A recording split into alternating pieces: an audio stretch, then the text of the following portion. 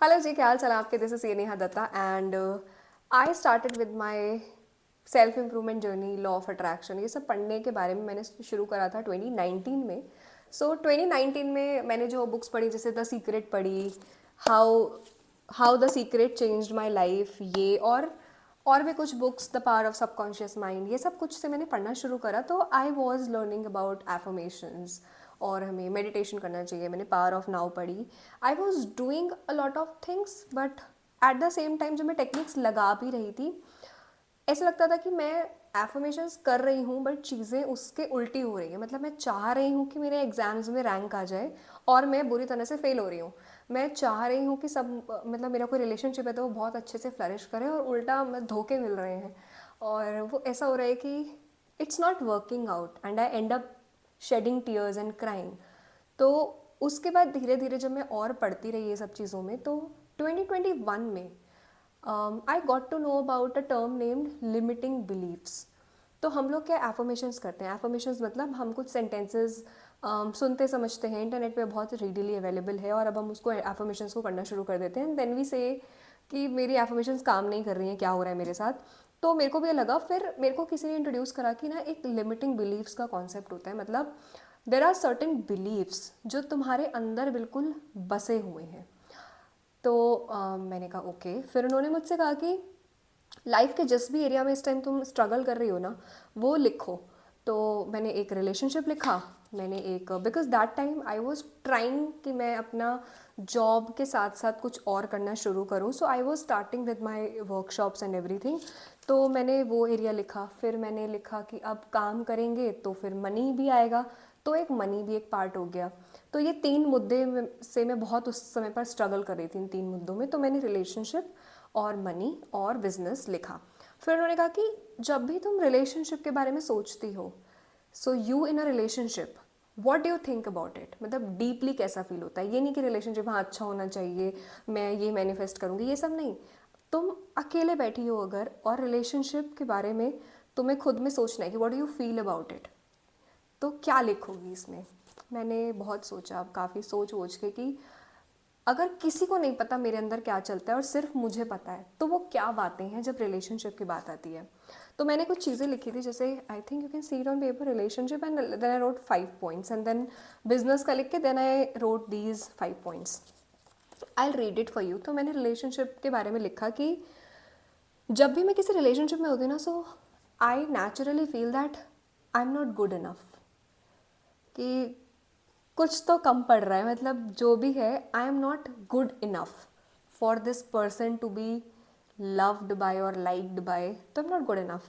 Second, I constantly have to do something to prove my worth to another person. मतलब कुछ ना कुछ करते रहना पड़ेगा। I am not enough like this. Maybe कि क्योंकि मैंने अपने बिहेवियर पैटर्न्स देखे कि मेरे को ऐसा क्यों महसूस होता है, क्योंकि मैं भले ऑफिस में बैठी हूँ, मैं भले कितना भी अर्जेंट काम कर रही हूँ, but if that person is calling me, मतलब मैं ना नहीं कर सकती। मेरे को अंदर से ऐसा लगता था कि I can't upset this person by not picking his call immediately. मतलब मैं अपसेट कर दूंगी इस पर्सन को, तो मेरे को constantly I have to be on my toes, else I lose this person. And why I lose this person? क्योंकि मैं तो ऑलरेडी गुड इनफ नहीं हूँ। तो पहला, मैं गुड इनफ नहीं हूँ। दूसरा, मुझे लगातार कुछ करते रहना पड़ेगा, ऐसे ही तो मैं लाइकेबल और लवेबल नहीं हूँ। तीसरा, I have to be available every time to hold some other person. मतलब I can't have my life. मतलब अगर मुझे रात को सोना है, ज़ीरो बाउंड्रीज, तो मैं ये नहीं सोचूंगी कि कल मेरा ऑफिस है या मुझे कुछ पढ़ाई करनी है, मेरा एग्ज़ाम है, तो I can't be available for this person. मेरे को लगता था कि मेरे को हर टाइम अवेलेबल रहना है, और अगर मैं कॉल नहीं पिक कर पा रही हूँ या हम बात नहीं कर पा रहे हैं, तो अभी वो बंदा चला जाएगा। तो कांस्टेंट एक फियर, एक इनसिक्योरिटी कि हमेशा अवेलेबल रहना मुझे पड़ेगा। नहीं रहूँगी अवेलेबल, भले ही मेरी लाइफ उसके आसपास बर्बाद हो रही है, पर अगर मैं अवेलेबल नहीं रहूँगी तो आई लूज़ दिस पर्सन। और fourth, if it doesn't work out then it's definitely my fault. कुछ भी चीज़ कभी वर्कआउट नहीं हो तो पक्का मेरी ही गलती है। And then it's not easy for anyone to be with me for long period of time, क्योंकि मेरे साथ रहना आसान नहीं है। मैं तो क्रिब करती हूँ, या बस मेरे साथ रहना आसान नहीं है।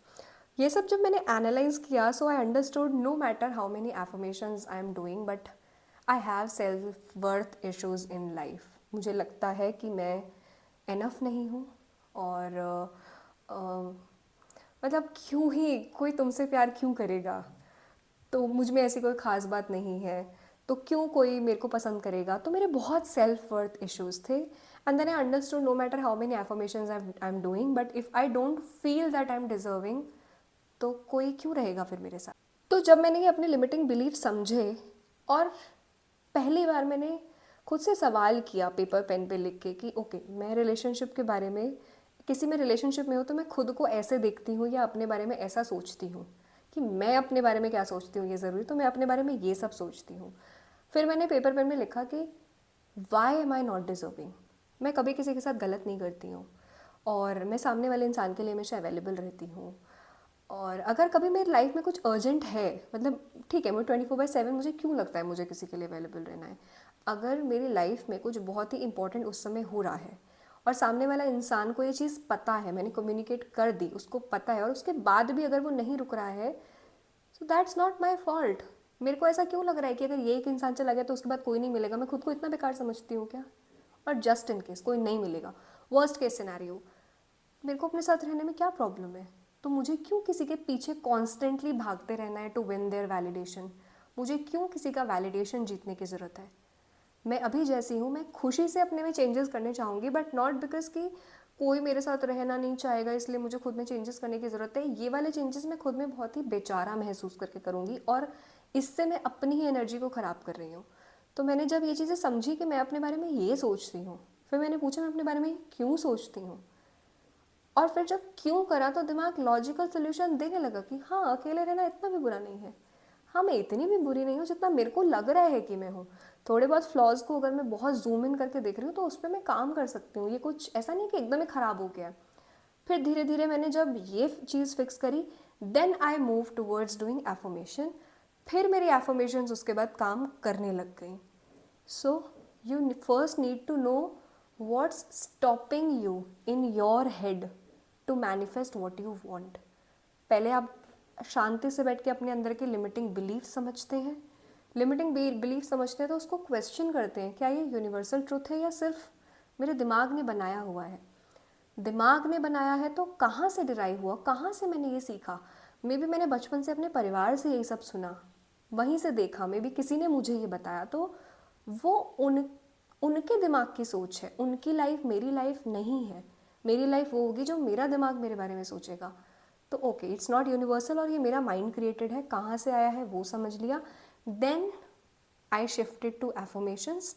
तो फिर वहाँ से आप अपनी एफर्मेशन बनाए, और एफर्मेशन बनाए अपने लिमिटिंग बिलीव्स के को ही उठा के और उसके ऑपोजिट की, आई am deserving of love, I respect my boundaries, I respect my self. मैं खुद की रिस्पेक्ट नहीं करूँगी तो कोई और क्यों करेगा मेरी रिस्पेक्ट। तो मुझे 24/7 अवेलेबल रहने की जगह नहीं, ज़रूरत नहीं है। Instead I need to have boundaries, I need to respect my boundaries. तभी मैं सामने वाले को बताऊँगी कि वो भी मेरी बाउंड्रीज़ की रिस्पेक्ट करे। उसके बाद मैंने लिखा बिजनेस के टर्म्स में कि मेरे पास तो बिजनेस स्किल्स ही नहीं है।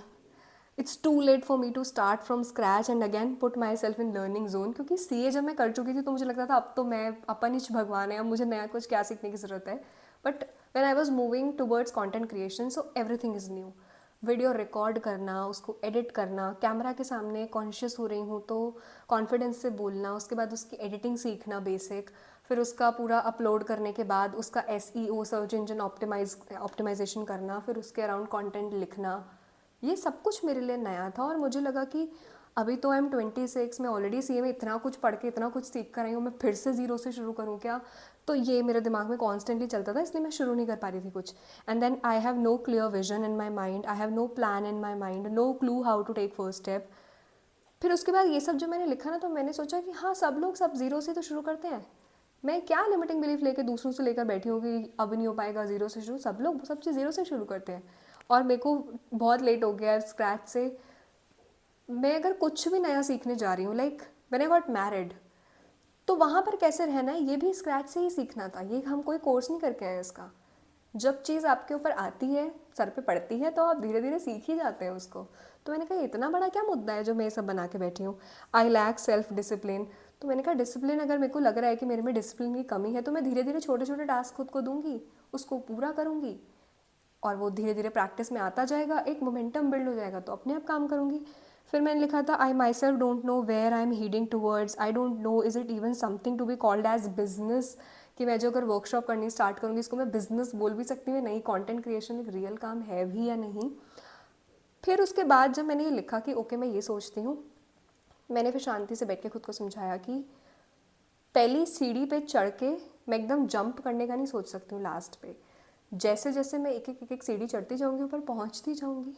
जब आप द सीक्रेट मैंने एग्जाम्पल पढ़ा था कि जब आप अंधेरे से रास्ते पे एकदम अंधेरा घुप हो रहा है और मैंने चलना शुरू किया है, आई हैव अ स्कूटी और कार और वट एवर, जब आपने चलना शुरू किया है वहाँ कोई अगर हेडलाइट नहीं भी, रोड लाइट नहीं भी लगी हुई है, तो आपके जो व्हीकल की हेडलाइट होती है उसकी रोशनी थोड़ी थोड़ी दूर पे जाती है, पर वो उसकी जैसे जैसे आप बढ़ते जा रहे हो वो रोशनी आपके साथ बढ़ती जा रही है, एंड ऐसे देखते देखते आप कई किलोमीटर निकल जाते हो। So you don't need to know the whole way to reach somewhere, you just need to start. कि आपने सीढ़ी पे एक कदम रखा, फिर एक रखा, फिर एक रखा, फिर एक रखा, ऐसे ही आप स्टेयर्स चढ़ते हो। लाइफ में हर जगह आपको एक्सीलेटर नहीं मिल सकता है, एंड दैट्स ओके। तो जब मैंने ये लिखा कि मैं ये सोचती हूँ, फिर मैं खुद को समझा पाई कि ये वाला तो ये भी एक अलग पर्सपेक्टिव है सोचने का। इसके बाद एफर्मेशंस अपनी बना के कि I have infinite intelligence in my mind have all the ideas, और जिसको मुझसे जो सुनने की ज़रूरत होगी मुझे पता है उस समय मैं वही बोलूँगी, एंड दैट्स हाउ आज 5 साल बाद हमेशा मुझे ये कमेंट आता है कि आपको कैसे पता हमें इस वीडियो की ज़रूरत थी, because this is the affirmation I was doing when I started with my work, कि सामने जो मुझे सुन रहे हो उसको जब जो सुनने की ज़रूरत होगी ना मेरे मुंह से वही निकलेगा उस समय। तो ये सब एफर्मेशंस फिर धीरे धीरे धीरे धीरे करते करते कि मैं जब भी मेरे से जब भी कोई सुनेगा तो वो एकदम खुश हो जाएगा, उसको एकदम मेरी एनर्जी ट्रांसमिट होगी, वो बहुत ही हैप्पी फील करेगा।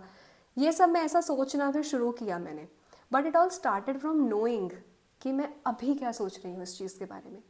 सो when it comes to your degree, relationship, शादी, जो भी चीज़ आपका एक कोई बड़ा काम अटका हुआ है ना, कोई भी बाहर से आपका वो काम नहीं रोक रहा है, सबसे पहले आप अपना वो काम खुद रोक रहे हो उसके बारे में कुछ कुछ सोच के, जो कि आपकी सोच डिराइव हुई होगी आपके एनवायरनमेंट से, आपने अपने पेरेंट्स से सुना, फ्रेंड्स से सुना, किसी और बड़े ने जिसको आप बहुत एडमायर करते थे उसने कहा, उन्होंने अपना एक्सपीरियंस शेयर किया या उन्होंने जो देखा था वो शेयर किया।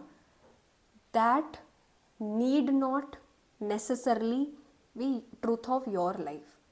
आपकी लाइफ में वो होगा जो आपने सोचना शुरू कर दिया है। And I am big time believer of कि आप जैसा सोचते हो वैसी ही चीज़ें आपकी ज़िंदगी में होने लग जाती हैं। तो इस समय बस आप बैठ के लिखो कि मैं जिस भी एरिया में रुका हुआ हूँ या रुकी हुई हूँ, मैं इसके बारे में क्या सोचती हूँ, आप अपने बारे में क्या सोचती हो, वो लिखना शुरू करो, and then see is it a universal truth और आपके माइंड ने क्रिएट किया है।